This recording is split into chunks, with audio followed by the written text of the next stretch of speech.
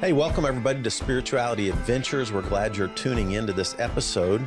We are a viewer and listener supported podcast, so we really appreciate you listening, watching on YouTube. We really encourage you to subscribe to whatever platform you're using. If you're on YouTube, hit that subscribe button, or if you're on Apple or however you listen to a podcast, be sure and subscribe. We greatly appreciate it.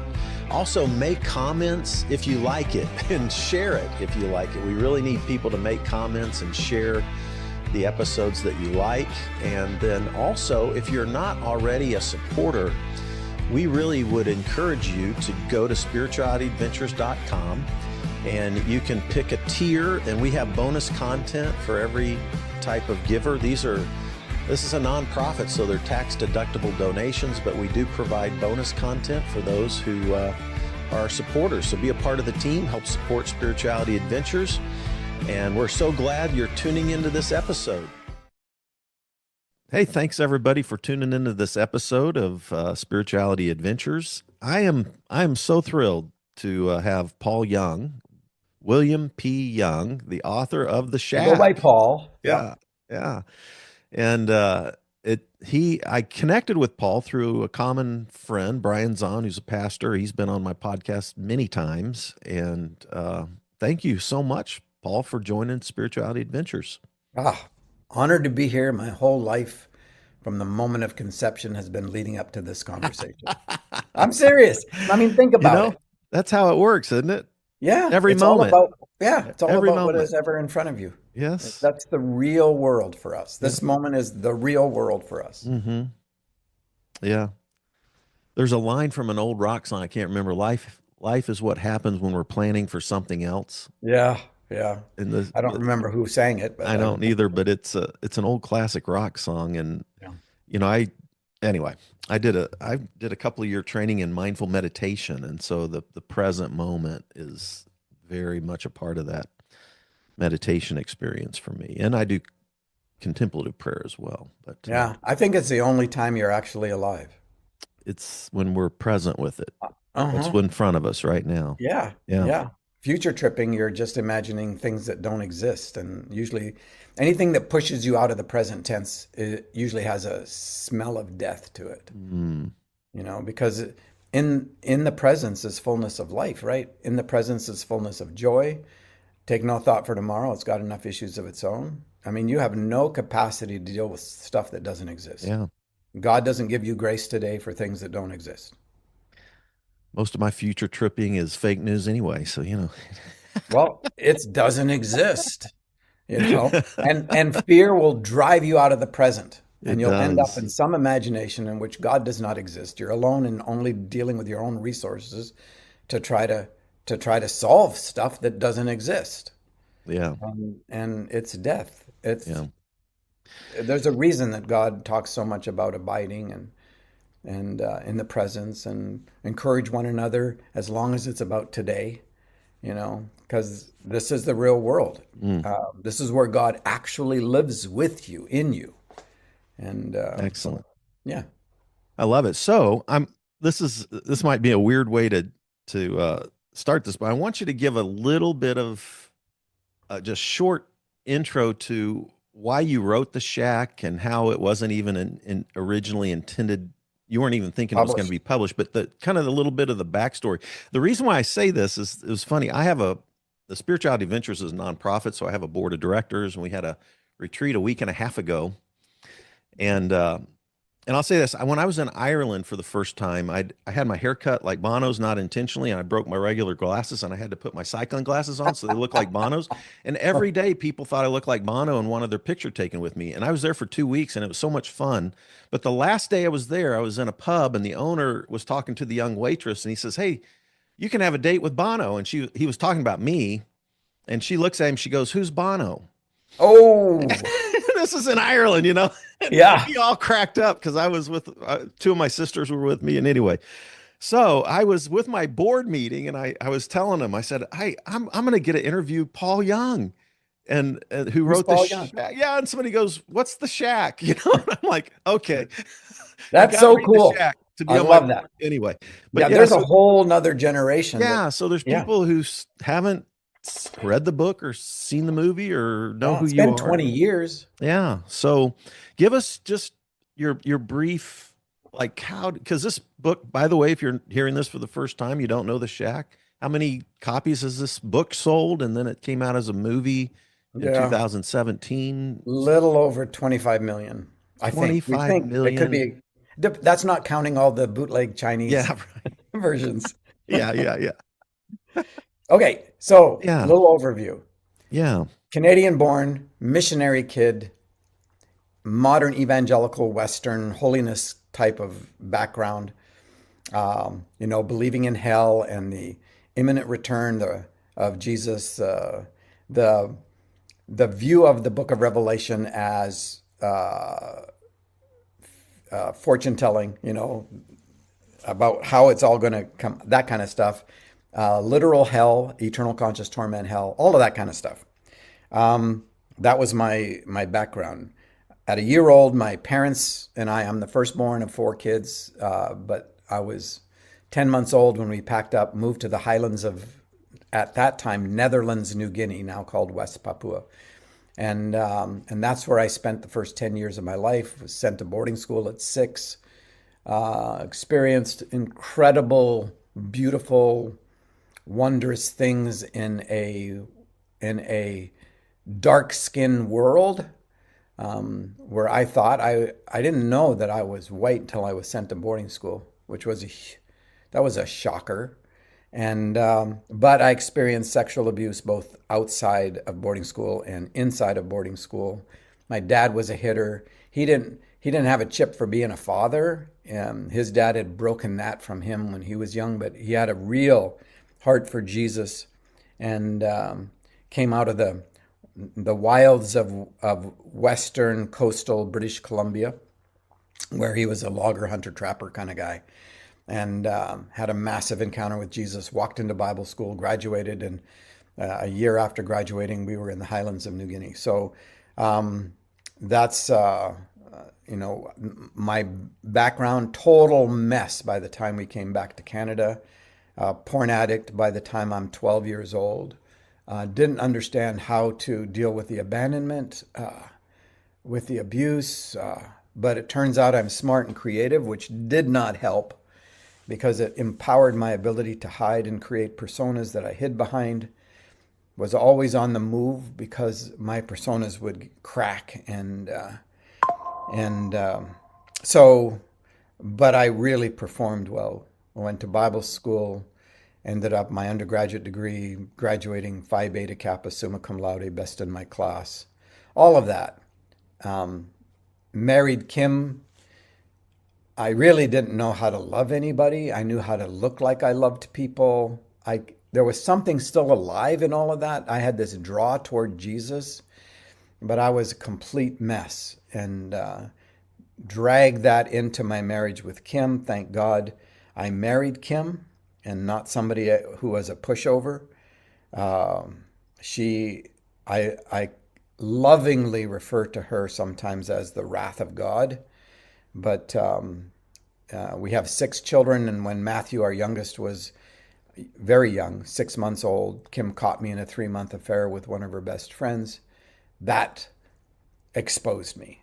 And I really had to make a choice between just simply killing myself and exiting all the shame that way, or seeing if there was a way to change. Pulled a counselor out of the yellow pages, total stranger, went into that, started therapy, turned out to be in a city, extended city of about 1 million people in Portland, Oregon area. Out of the yellow pages, I pulled a guy, Scott Mitchell, who was the perfect person for me. I didn't know it until later, but he had intersected my life previously, my extended family. That's a whole story in itself. But he told me it would take 1.5 years. 9 months into it, he said, "I'm done." And he had initially said that most people bail out right before the really hard stuff. I almost killed myself about 3 months into it. It got so hard. Lost all my hope. And that's a whole story in itself. I ended up going back to him and going like, all right, we need to keep going. 9 months in, he said, you're done. I'm like, you said a year and a half. He said, we've never seen anybody work this hard and stick with it. People say that I'm courageous. I'm not. I was desperate. Mm. And so that started an 11-year journey, at the end of which Kim and I were completely reconciled. I knew she trusted me, and Mm. she did. Mm. And but it was an 11-year. The early couple of years were absolutely hellish, Mm. and but lots of change, deconstructed, if you want to use that language. Some of us need an art restoration person. I needed a bulldozer and a wrecking ball, and I basically, other than the through line of the presence of Jesus, Mm. everything else got absolutely shattered, Mm. and I had to start and see if and find out what was actually real, and what would influence and change my life, so that I could begin to live what I saw was true. Mm. I just couldn't make that connection. I could see things that were true, and I could actually speak them and talk about them. I couldn't integrate it. There was that big gap between seeing beauty and living beauty. Mm. And that took a long time. A lot of it happened in those 11 years. On the 12th year, the year I turned 50, Okay. I finally felt that I was healthy enough for the first time in my life to do this thing that Kim had been nudging me to do, which was someday, as a gift for our kids, would you just write something, put in one place how you think, because you think outside the box. And the 12th year, on my way to my main of 3 jobs, I was holding 3 jobs, because the the journey required that I deal with all the issues that prevented me from trusting. And one Mm. of them was the fear of financial insecurity. And on the way to one of my jobs, mostly, I wrote a story for my kids. Kim thought she had asked me to do 4 to 6 pages, and but I wrote a story for my kids. Christmas, it was my only Christmas present. We were so broke, and but I went to Office Depot, got some money, which is a story, and made 15 copies of The Shack on their photocopy machine, because they had a sale going on, and I could get 15 copies. I have only 6 kids, and so Kim and I kept a How old copy. were your kids when you did this? The youngest, there's a 13-year gap between our oldest, Chad, and our youngest, Matthew. I think Matthew was like 13 and Chad was 26. I think that's Interesting. Okay. the age gap. Okay. And so So this was 15 the shack. copies. This was Yeah, the shack. this was the shack. And those 15 copies, I gave the extras to my friends, and those 15 copies did everything I ever wanted that book to do. Never crossed my mind to be a published author. Never. Took 2 years before Kim said, you've got to stop calling yourself an accidental author, like you're an actual Hmm. author. And but that stems back from all the shame crap and all of that kind of stuff. Yeah. Yeah. And so yeah, so my friends started giving it away, and we had to make 15 more copies at Office Depot, and that started a chain reaction that Yeah. ended up being this thing, this monster in the world that is loving people, and Isn't that wild? it's so wild. Such a fascinating thing. You know, there's certain books are that are like that. I mean, not exactly the same, but just that have these real humble beginnings, but then kind of just by word of mouth I explode. know. Who would have thought? And yeah, yeah, wild.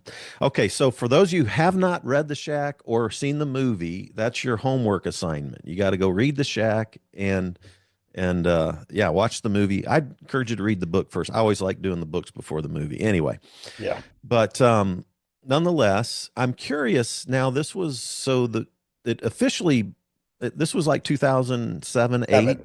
7. 2007, Yeah. it was actually, because 26 publishers turned it down, and I didn't care, because when you learn to live in the present moment, you don't future trip outcomes. So it was like, all right, this is the next thing in front of me. Yeah. It's not about the outcomes. So, so a couple guys that I'd met, I drove an actual author around one weekend because he needed a driver, and so I volunteered. I don't even know who made the connection for me, but um, I started getting emails from friends of friends who were reading the manuscript that I made at Office Depot, and they were, and I'm like, how do you answer these things? How do you answer these kind of emails? I mean, they were opening up their hearts and lives and telling me things, and and so I contacted him and said, how do you answer these questions? And he said, what did, why are they asking? I said, I wrote this thing. What is it? So I sent him a copy, and he does the author thing. It'll probably take me 6 or 8 months to even read the first 20 pages. And that was on a Friday. And Monday he phones me, which he had never done. And he goes, why did you send this to me? I'm like, I thought he was offended. I said, just throw it out. And he goes, no, I can't print the pages fast enough. I'm like, what? So that started a conversation. He and a couple buddies helped me get the book ready for print, and we found a printer down near one of the guy's houses. He volunteered to ship books out of his house at night, and we put up a website, but the only way you could find the website was at the back of the book. And so Yeah. it was word of mouth is what it Yeah. was, It's and became this incredible thing. yeah. So almost 20 years have passed since then. 20 years in this And May. Yeah. by the way, for those, we're going to move into talking about healing from all kinds of stuff, right? But Yeah. before we get to healing, this was a book. Like my church was, I was pastoring a church when the book came out. We had already had inner healing ministries that started in the 90s, at my church, and had a staff member that was basically their job, was to do inner healing ministry. So we loved the book, encouraged everybody to read it, had it in our bookstore. Um, but I'm curious, have you had any theological shifts in the last 20 years since you wrote the book? Yeah. Yeah, I wrote the book in 2005. So, yeah, so we're in our 20th year. It got published in 2007, Okay. printed in 2007. Hmm. I wrote it because I wrote it as a gift for my kids because I was trying to save them 30 years worth of work, or 40 years or whatever. And you give a book to your kids and it's like, a book. Thanks, Dad. We'll get right on that. So it took them a while, but it had a significant impact in their lives. And we've always, well, not always, but oftentimes we've been a place that has been safe to have a conversation. I don't know. Can you hear that? Yeah. It's my end. I'm getting something from that I shouldn't be getting from one of Okay. my grandkids because I've got a do not disturb sign on Yeah, my I've got all phone. my stuff shut off, so, and Yeah, on no, it's me. airplane mode. Yeah, so I don't want to connect. How do I get rid of you thing here? Phone mirroring. Let me quit that. Yeah, okay. We All can right. we can edit it a little bit, Paul. So Oh, no I problem. figured you could. So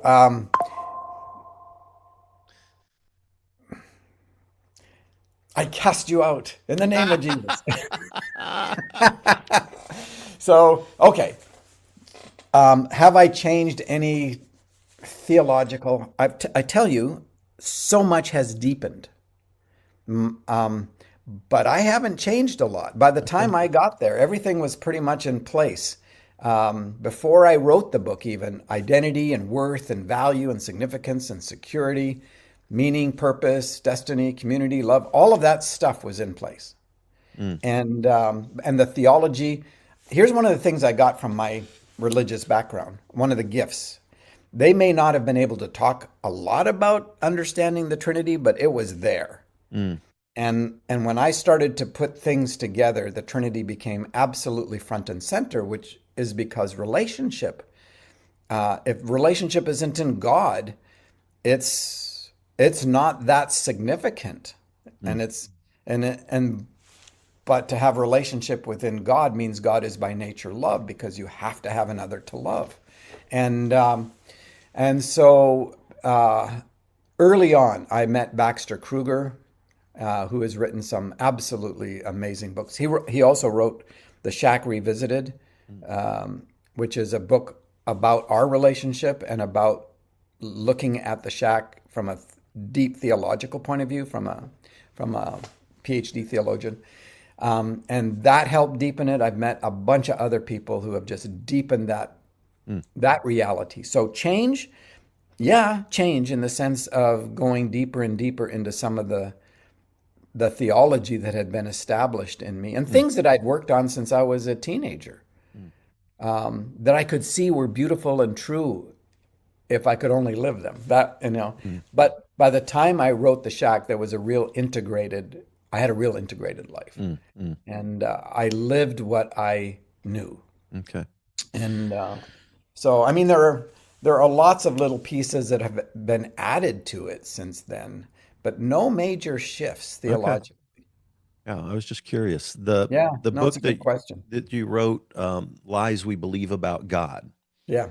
You kind of spell it out in more of a, nonfiction way. Yeah. My detractor said, finally, he's not hiding behind fiction. But it's all story based. And Yeah. that little book has done, Lies has done its own thing. And it's been really, really But powerful in the world in its own right. at the nub of that book is, like I've been in AA now for 6.5 years. And it's been Hmm. so fascinating because, about 50% of the people that come to AA are agnostic or atheist. And, that's why Bill Wilson's approach there, he has this moment where his friend tells him, well, why don't, he was so against this God of punishment and control and all this kind of stuff. And his friend was like, well, then why don't you come up with your own concept of God? And Yeah. that was kind of like a thing that opened him up to begin with God, right? Yeah. And then what a gift to the world. Exactly. And so, but watching all these people come in, and I mean, even just the word God in the AA literature is triggering for many people. Oh, yeah. And I'm thinking at the nub of, or at some of the heart of what you try to help people deconstruct out of is a punishing, fear-based kind of God, kind of religion. Yeah. Is I'm that seems to be the theme of yours, is trying to help people rethink God in some ways so that they can be healed. And so, Yeah. is How that do you trust a God that is not trustworthy?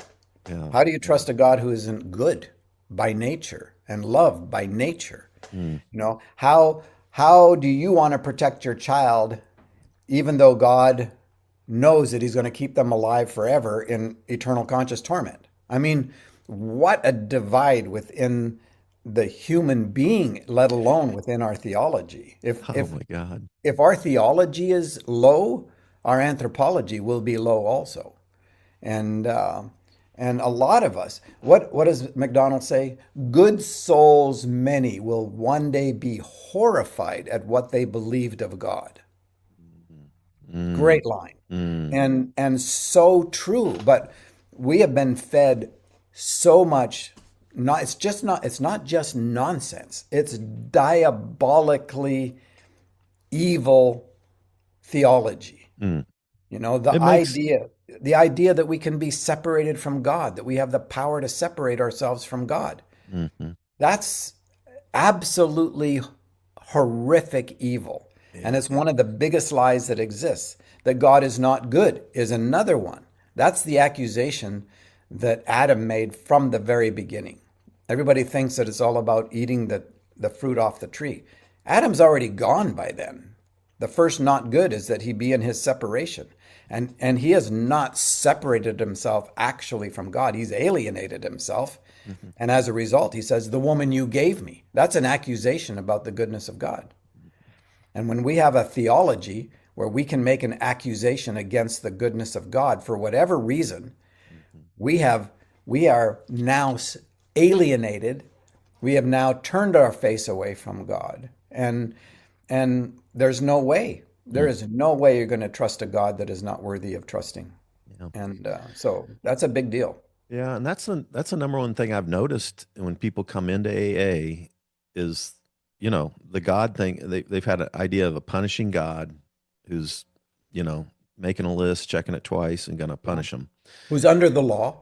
Who, yeah, it's all rules, and they know they can't live up to the rules, so they're done with God, and they're, yeah, it's, What hope is there for us who have been damaged? hmm You know, hmm it's, maybe you're so high and mighty and are good at performing up to the whatever the law requires, but I'm not. And any of us who've been harmed, we don't have it.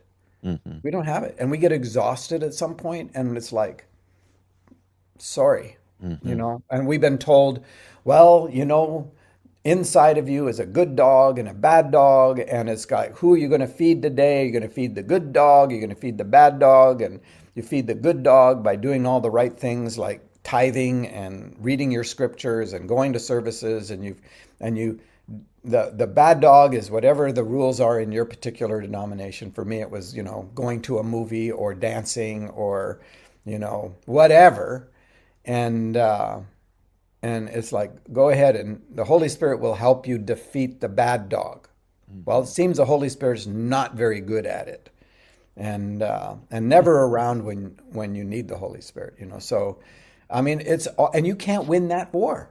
You just cannot. You're a divided person at the very core of your being, and you end up believing you're the bad dog. We've been told about original sin and that we have a sin nature, and we even have translations of the New Testament that use that language, even though it's not in the original languages. And we're told that we're totally depraved, and someone like Calvin comes on the scene, or Luther, and Luther is like, well, we're snow-covered dung. We're just pieces of shit, yeah, yeah, yeah, and so we develop a piece of shit theology, yeah. and it's like, how in the world, when we hear God say, "Be holy like I'm holy," like, well, that's not going to happen, and then death becomes our way of salvation. Yeah, yeah. You know, it's Oh, impossible. yes. Yeah, I had pretty good theology, pastor in a mega church. It was growing. Um, we had inner healing ministry, all this kind of stuff, but I was in an unhealthy marriage, and I was going to counseling, but um, I was an insomniac and ended up dealing with that in my mid 50s, and ended up Mm, getting addicted to Xanax and alcohol for sleep for yeah. a couple of years. And it's such a long story, but anyway, I ended up being unfaithful to my wife, Mm, and I'm not sorry. it was somebody totally outside the church, totally out, and I hid it. And then I finally got so bad in my addiction that I told my board I needed to detox off of Xanax and alcohol, and then went off to rehab. And I was the first. My wife was the first one to find out about about the affair. But then she told a board member, and unfortunately, one of my board members wanted my job and took it to the press like almost instantly. So like Sure. three weeks after I had confessed my adultery to my wife in private, I was on the front page of the Kansas City Star with my picture above Trump's, and I was an alcoholic, an addict, and an adulterer, and that went around the world in 24 hours. Yeah. And What a gift. that was at the end of 2018. I spent 120 days in rehab, and then came out of rehab. And she filed for divorce while I was in rehab, so I had to hire a lawyer, sell my house, lose my career, lose my money, lose, lose, lose, lose, lose. And in the darkness of all of that, I really felt like an eight. I mean, I didn't feel God. I felt the darkness felt like God wasn't there. Sure. Absolute not there. And if I had anything to say to God, it was just a bunch of cuss words. I Yeah. mean, and somebody mailed me a copy of Richard Rohr's Falling Upward. Mm, mm. I read What a that, and gift. I'd say that got my faith off the ventilator. Then I started reading everybody that Richard footnoted. Yeah. And one of them was Matthew Fox's book, Original Blessing. Mm. I don't know if you've read that or not, but that Pieces, that quotes. that got me into that got me off the total depravity thing pretty Yeah. strongly. Even though I wasn't I wasn't one of these. I was never a hellfire damnation. If there was a hell, I didn't want anybody to go there. That kind of thing. Yeah. But I just started reading all of that, and then I got into therapy and got into AA, and all of Yeah. this, Yeah. and that's 6.5 years ago. The the worst, darkest time in my life, and now I'm pastoring again. I wasn't even sure I believed in God anymore, and I wasn't sure I was a Christian anymore. And so when I went to Living Water Christian Church, which is an open and affirming church, a very small, it was, just a very small part-time thing. I was like, can I be a pastor of a Christian church? So I'm not sure if I'm a Christian or I believe in, anyway, I'm exaggerating a bit, but honestly, in the terms of the nub of it, it was super dark. But, so it was interesting to come back to, revisit like the shack and, you know, and I've, host like digging deeply into God, the God of love, Yeah. and the being, realizing how much separation theology I had in me, realizing what a mask I'd put on, to maintain an appearance, Of course. and so all of that just, I mean, my ego just was completely shattered by all this, right? Your egoism. Yes. Yeah. Yes. Yeah. Yeah. So I'm curious in your journey of healing, because to me, when I read you and hear you and listen to your podcast, your heart is always to heal the wounded heart of Always. humanity. It's just Yep. that's you bleed that, um, in a good way, And so, what are some of the healing modalities that you've discovered that have helped people the most? Obviously, storytelling and Trinity and good theology, but I'm like some of like maybe like even actual like you've mentioned 12 steps on your podcast. You just did a whole series or whole thing on the 12 step.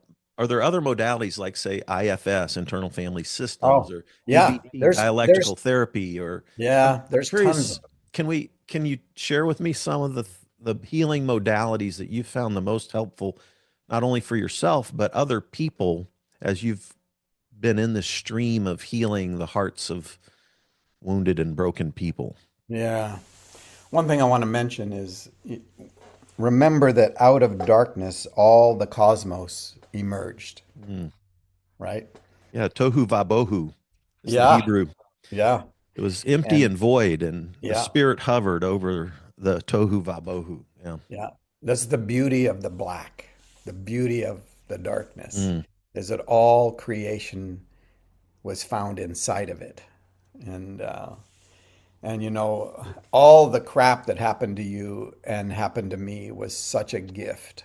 When you look back, it felt like outer darkness, but It's taken me a while to see it that way, Paul. I Yeah. know. I'm just saying that there are folks out there that are going to have to traverse the darkness, and they just need to know that in that Mm. darkness is the new creation, and that will Even if you emerge. can't feel it or see it. Correct. Yes. Correct.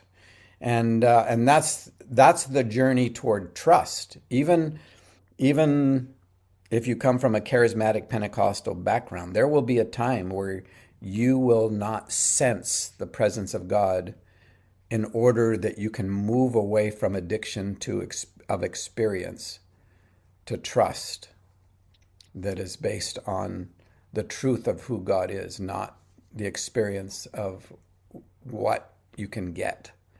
And the modalities, I've intersected with a lot of them, and almost none of them. Well, I can speak to the modalities that I have experienced because of Scott Mitchell. Scott Yeah. Mitchell was the first person that I ever said to in my life, "Can you help me?" Mm. And so, if you want a modality, it is taking the risk of trusting someone other than yourself, Mm. right? And Mm. and I'm amazed at the creativity of God within the humanity of who we are to bring forth all of these different modalities, like as if it's all different animals, right? And because of the uniqueness of who you are, the Holy Spirit will weave you through whatever modalities will work for you. And that can be internal family systems, and it can be um, uh, DBT was good for me too, dialectical behavioral therapy. Yeah. yeah, yeah, yeah, which I know nothing about.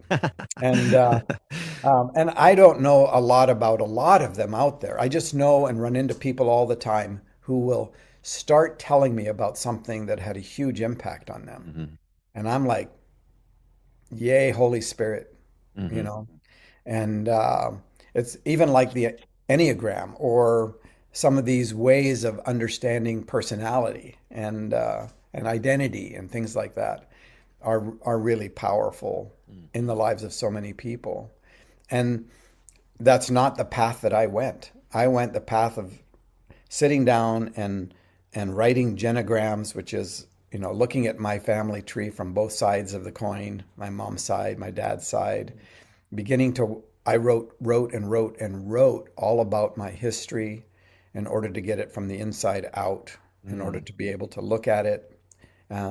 I did a lot of things with Scott that are pieces and bits of pieces that were part of who he was. And he sort of violated the therapeutic model in the sense that he became my friend Mm. and and didn't maintain that distance. And part of it was because he had already intersected my family Mm. um, without me knowing it. And uh, so I mean, I could talk about the modalities that I have encountered that have been helpful in the lives of my friends, Mm. like 12 step. Hmm. Yeah, that's Um, one for me, for me oh, for sure. Yeah. huge. I've never been to a 12 step meeting, but I've friends who live inside that world, Yeah. and I've watched it save the lives of countless people that I Mm. know. And so, you know, the simplicity of being in a situation where you're not judged, that is community. Yeah. Yeah. Yeah, Yeah. that. When I was in my darkest place and didn't feel God and was actually, I mean, literally wrestling with whether I even believed in God anymore, which is crazy. I got saved at 16 radically, Jesus vineyard, Yeah, church planter, planted churches all over the world kind of thing. And so, but in the darkest place, I knew I needed help and I knew I needed some community and I'd lost a lot of that stuff. So I went to my closest AA hall, which ended up being more than half the people went to my church and they were so happy to see me. So I never had any anonymity and it was kind of embarrassing, but I had what a gift. determined, I had determined that I was going to go do the night. We call it 90 and 90. I was going to do 90 meetings in 90 days because I didn't have a Yep, job anymore. yep, And I ended up going to probably 180 meetings, but where the only place I felt the spirit, okay, was sitting in these circles. Uh, and it could have been black, straight, male, female, I mean, black, white, straight, gay, male, female, rich, poor, you name it. yep, But sit in a circle where people just go around the circle and just get real and vulnerable, rigorously honest, as we call it in yep, AA. yep, And in that circle of vulnerability, is where I felt the spirit move. yeah. I walked out of so many of those meetings weeping. The first night meeting I went to, the dude didn't know me who was leading the meeting. He's a friend of mine now. And there's a Fred story in the big book, and about 60% of it applied to me. And I'm Fred. Yeah, And so vulnerability, humility, and honesty have become kind of my three core values that I've really, really, really tried to hang on to, and I continue I'm still a work in progress for sure. But that that was where I found the spirit again, was in those circles of vulnerability. You emphasize honesty a lot, and I do. you talk about not hiding, masks, all kinds of things. Yeah. How talk a little bit about your journey into Yeah. vulnerability. Yeah. Looking back, one of the best things that I did, and Kim and I, and Kim was absolutely adamant about, was that we would not make my adultery the new secret. You know, you had the gift of being exposed by the news media. Yeah, I wanted to kill myself, Paul.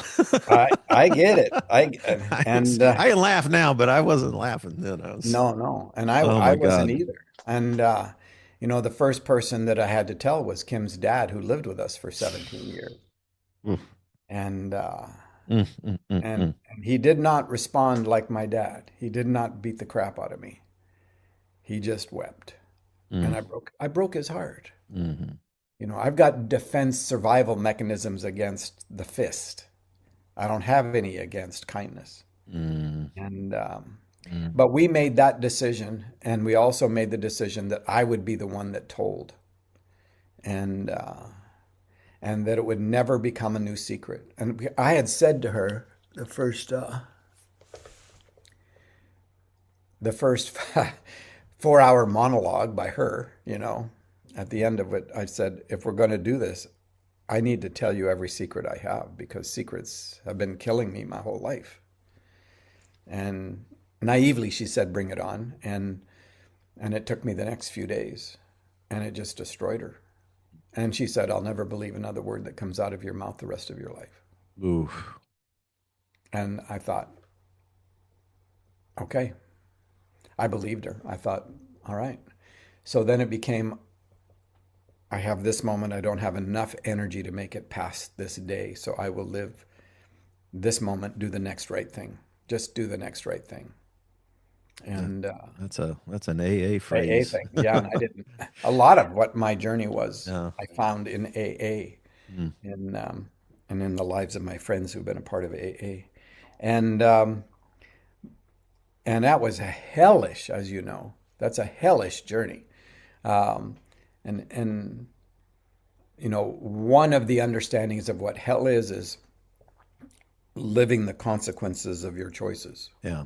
Yeah. And the other one is being in the presence of a God who is a consuming fire. And Mm, that's love. Love is out to destroy everything in us that is not of love's kind. hmm And and so, I mean, you experienced that in a very short period of time, um, and uh, and I did too. Uh, mm, and I that the whole thing about becoming an open book, um,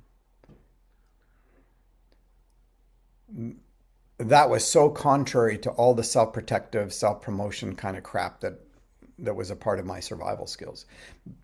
But being able to say right from the beginning, no more secrets. mm, Um, I'm done. I'm done with those.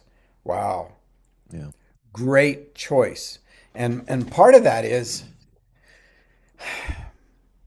and I did not realize the impact of that simple choice in a world, a religious world where everybody was keeping secrets. There's a thing about incarnation that you don't believe it until you've seen it. You don't believe the nature of God until you see it in Jesus. That's why I think the early church called Matthew, Mark, Luke, and John the gospel. That's the gospel. It wasn't all the theology and all that. This is God living as fully human. That's the gospel. And and and I'm like, this is the reality of my history. This is this is where I've been. This is why. And suddenly the impact of that, unintended by me, was that eyes opened all over the place saying, that's possible? And it's like, yeah, it's possible. It costs. Mhm. It's what's the passage? I have this favorite passage. It's like, we are the aroma of Christ to God for those who are being saved and for those who are perishing. And at some points I'm perishing and some points I'm being saved, but it says for those who are being saved, it's an aroma from death to death. Mm.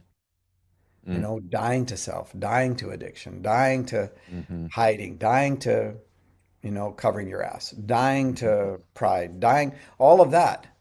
And for those who are perishing, it's an aroma from life to life, Mm. which I love. I love that. Mm. But man, it's it's I needed people in my life. I needed Scott. I had to, in order to even trust one person, I had to find a person that I could pay to trust, which Yeah. was my initial my Right. initial therapeutic, you know, Yeah. risky thing. And but from there it was like, all right, I'm going to be able, and it takes some growing wisdom not to just puke on people, Yeah, you know. I could do that. Yeah. And it's like, all right, Holy Spirit, teach me when the time is right. But when the time is right, Hmm. I'll be ready. Yeah. And then it was like letting people in. I I have a friend Scott, a different Scott, and he's the first man in my life. Partly because at that point my life was open, but he's the first man in my life who said, "I don't care. I don't care whatever you do in your life, what mistakes you make. I don't care. I'm never leaving." Mm. Mm. And that's God with skin on. Yeah, for You sure. know. And we need God with skin on. We We're do. never designed to do this on our own. It cannot happen because if we're our own North Star, we'll find out that we just put one in the sky. and Yeah. and it's like, no, we can't do it. We are designed in the image of God who's never been alone. Never. Mm. And so we're designed as community-based people. That's partly why AA is so powerful. Yeah, I think so. You The I heard you one time make a comment about, we lie for to survive kind of idea, like and I was listening to like a It's a evolutionary survival skill. Lying's a exactly. survival skill. I was listening to an evolutionary biologist where every species learns to camouflage itself to some degree or another in order to survive Yeah. predators, right? Yeah. So there's almost like this hardwiring into the species of some a survival technique. Yeah. And so that was the first time I thought about secrets or lying as a survival technique, Mhm. And then I got into Brene Brown's work on shame and her work on vulnerability as I also, I got into it before I got into AA, but then it meant a lot more to me after I had my big meltdown and everything. I And love it. I do too. And it's so counterintuitive, but I had a Buddhist therapist. I had a Christian female therapist and a Buddhist female therapist, both at the same time. I was really trying to grow and heal, but my Buddhist female therapist told me the only way to get over your shame, because I just wanted to die. I just wanted to crawl in a hole and I die. hear you. And I Been didn't there. leave. Like, I live 5 minutes from my mega church. I've been 6.5 years still bumping into people every day that I was their pastor. And so you can imagine the trigger Yep. shame, and you feel like you've hurt thousands of people and you live Yeah. around them, Yeah. and not just my own wife and family. I don't have kids, but my mom and dad and my three sisters and my 17 great nephews and nieces, all that kind of stuff. So, um, she told me you've just got to share your deepest shame with people who love you anyway. Mm. And I took that to heart. And of course I was in AA, and I just kept being real at the So things great. that I was so wanted to hide. And it's so counterintuitive because you want to protect yourself. I was always ashamed of my sexual thoughts because I was taught from a little kid that like in the Southern Baptist purity culture, every sexual thought was a sin. Yeah. So the thing I would have never wanted to go public was the thing that went public and around the world, Yeah. and you're just like, I literally wanted to die. I'd Yeah. rather have died. And so, You did die. and still dying, but anyway, Yeah. but, It's from but life to life, death to death. I just plowed into that vulnerability stuff. And But when you're desperate, what else are you going to do? yeah. And You know, thank I've, God for the people who loved me anyway. well, And that's true. that's the skin of, I literally, even though I'd preached God's love my whole life, when you're in that kind of shame and you see people love you, even when you open up the deepest, darkest things and they love you anyway, it's like, oh, maybe Yeah. there's a God that loves me. Yeah.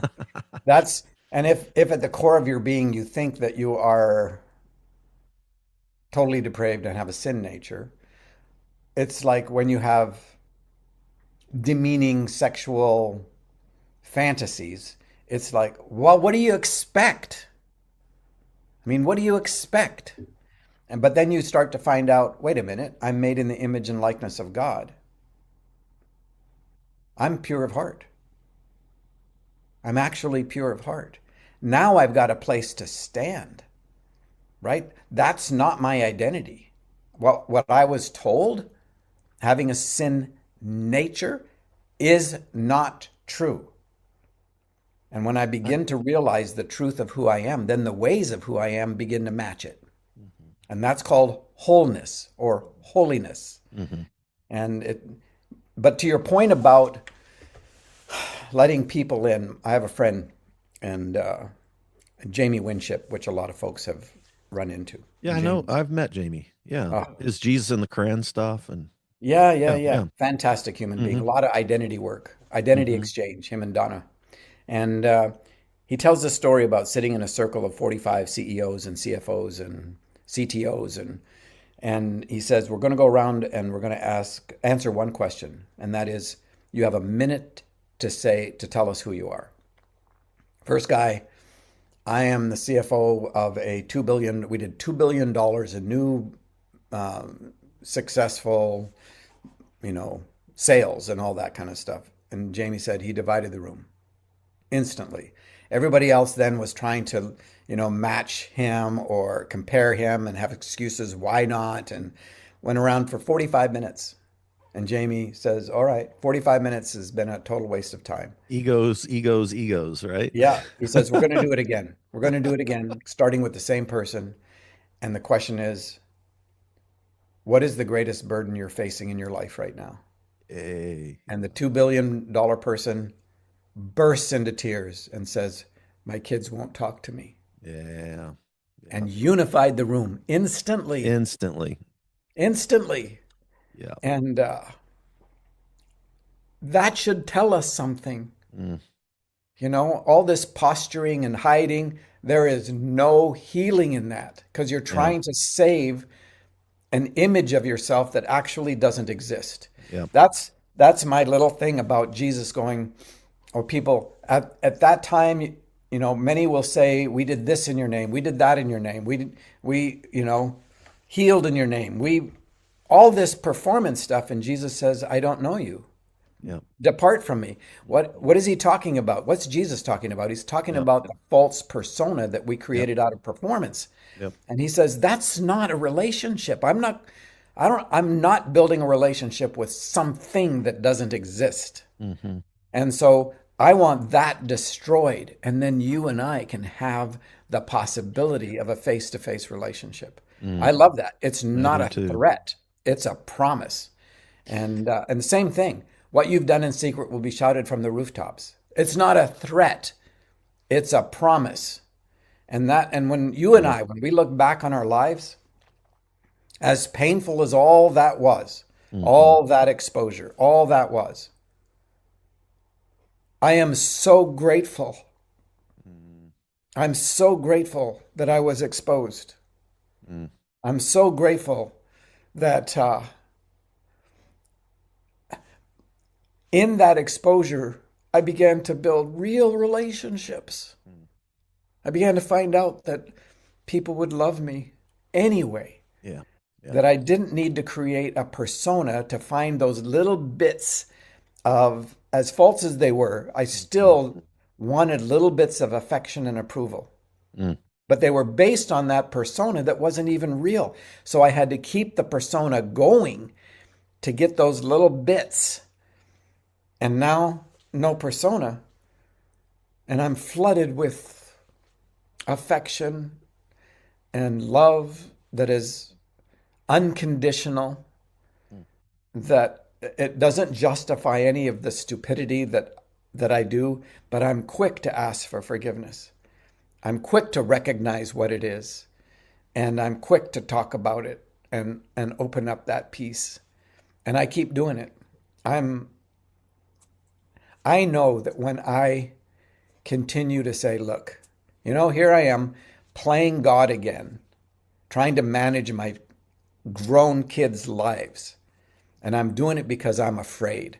I'm afraid they're going to make a wrong choice and they're going to get harmed and hurt. So I want to butt in and manage their lives for their sake. And I'm doing it because I'm afraid. I'm doing it because I think that I know better. So I'm playing the Holy Spirit in their lives and not trusting the Holy Spirit in their lives. And I'm very quick to talk about it because that's the real world. Yeah. How many of us are management addicts? Yeah. Yeah. Yeah. And Wow. if somebody doesn't talk about it, everybody will begin to hide it or won't even see it. And so we'll all wait to die in order to get the abundant life. Yeah. What a waste. Yeah. I had the friend that mailed me the Richard Rohr book, he's still a big part of the National Prayer Breakfast guys.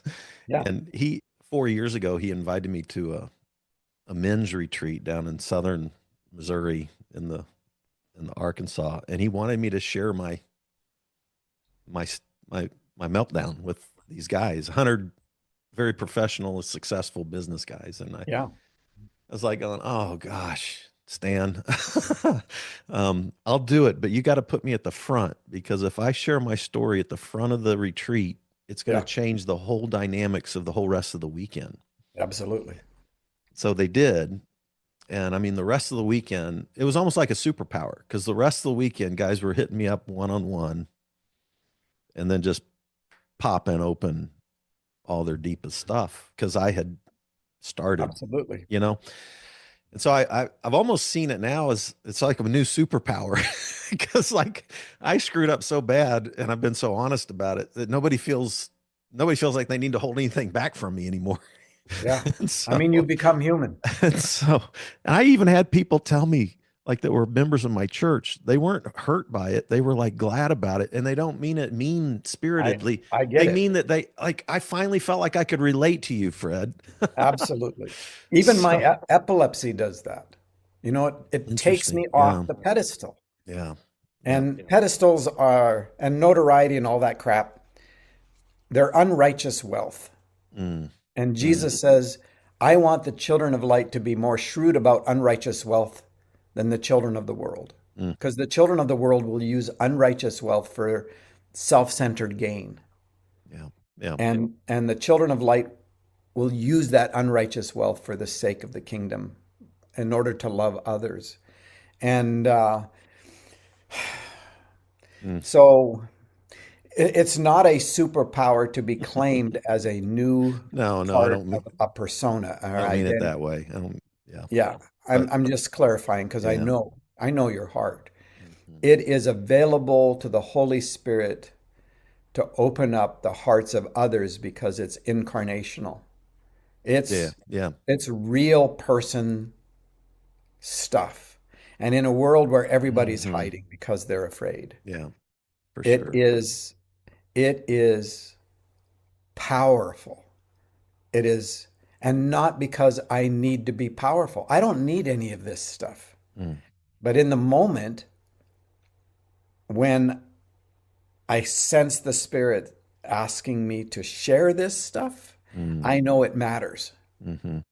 And Yeah. and again, it's not for self-centered gain. We could make it, I mean, you can make a ministry out of, puking your life and it becomes something that you create an identity around. That's not the point. Right.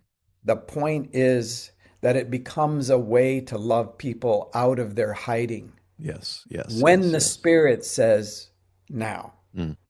because I don't know, Mm-hmm. when I stand in front of a group of people, I don't know if I'm going to go down that road. I Mm-hmm. have no idea. I don't plan what I'm going to talk about. And that's for that reason.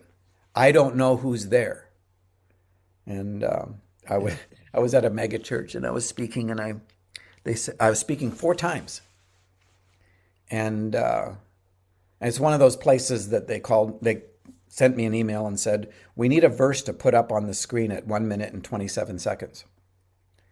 And I said, well, pick one.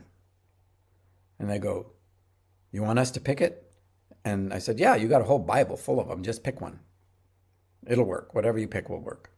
So I spoke the first time. They came afterwards and said, that was really amazing. That was really amazing. After the second time, they came up and said, that was really amazing, but it was 100% different than the first one. I said, well, I supposed if none of us had changed, including me, and we were exact same group, it would have been the same. And so 4 services, 4 different things. Interesting. And a year, 2 years later, a year and a half later, one of the pastors from that church, we ran into each other and he said, I got to thank you for something. And I'm like, what? He said, when you came and you did 4 different things? I said, yeah. He goes, that changed our culture. We've never asked anyone to preach the same thing in the services Interesting. again. Interesting. And I'm like, that is so cool. It's a movement toward trust and into Mm. risk Yeah. because trust is spelled risk, Yeah. Yeah. and Faith, yeah, faith is spelled R-I-S-K. That's yeah. Anyway. Well, hey, thank you so much for your time. You've been so generous. you're I'm welcome. curious, Again, honored. resources. I actually bumped into a guy here in Kansas City. I think his name was Brad a few years ago. Brad, I love Brad. He's a And good friend of he mine. was trying to get me to go to a retreat, evidently, that had some kind of like a healing retreat almost. Uh-huh. And it Yeah. didn't work out with my time, and then I've lost contact. We had coffee one day together. But I'm curious, are there resource other than your books and your podcast? By the way, Paul Young podcast. yeah, Paul Young podcast. Everybody check it out. It's a no purpose podcast. Just so you know, it has no theme. It has no sponsors. It's just whatever. And it's yeah, but like it's 15 to 20 minutes twice a week. yeah, but Yeah. it's good. Thank I loved the whole story you told about meeting Brad Jerzak on the set of the movie, and oh, that was Yeah. powerful. Yeah. Anyway, so yeah, definitely check out his podcast because it's great healing stuff in there. And what else is there? Are there retreats or something that you sponsor or that you Yeah, just advocate for? Or Sure. I'm curious. I We're do a going to bunch of wrap up stuff. here, but just if you have Yeah. a reference, If you or look two. on the Paul Young podcast, we're posting an itinerary of stuff that I'm doing in different places. So that's one of the things. We've got major projects that we're working on at the same time. But if you want, you can go to I think it's wmpaulyoung.com. I think that's my main website. Okay. See how good I I found am? that one. Okay. And on there, we're going to try to post stuff too. But if you want some great resources, look up some of the things that Dr. Baxter Kruger does, some of his books. Look up Bradley Jerzak's stuff. Brian Zahn Yeah. there is people that are working this stuff so Yeah. beautifully. And I have things posted on the website, WM Paul Young website, that is just for people to connect to. There is so much going on inside of relational Trinitarian theology, and there's no denominational. Right. Let's build something new. This is to remove the things that inhibit you from loving well. That's my desire. And that's the desire of a lot of people that are part of this. So yeah, I mean, dig around. I've got a bazillion things out there.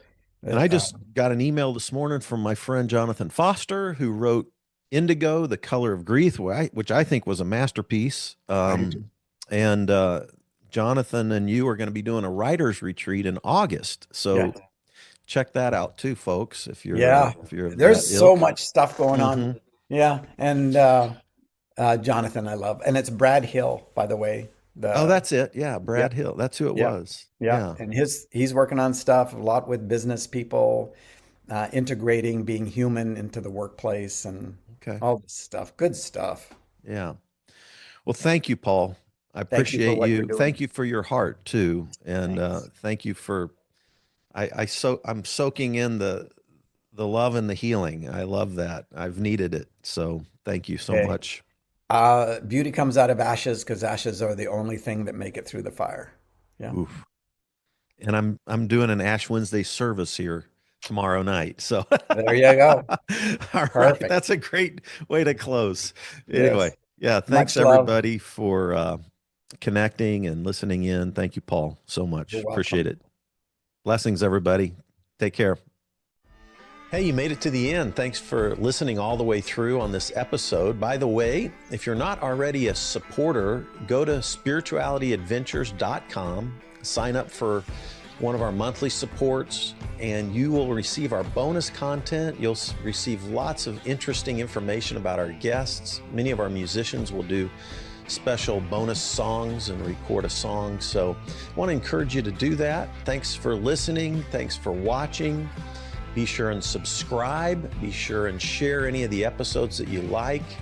And be sure and make comments if you like them as well. This helps us get Spirituality Adventures out there to more listeners, more watchers. So whatever platform you're using, subscribe, like, share, make comments, and go to our website, sign up for our team, and be a part of the team support. Thank you so much, and we'll see you next time.